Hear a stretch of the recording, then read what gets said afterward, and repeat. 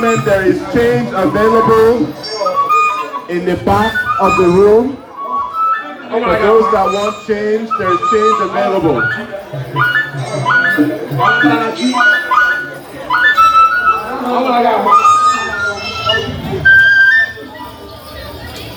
We have a bank in the back of the room.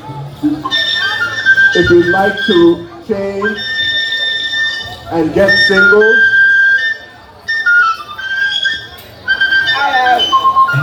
all donations going towards a worthy cause.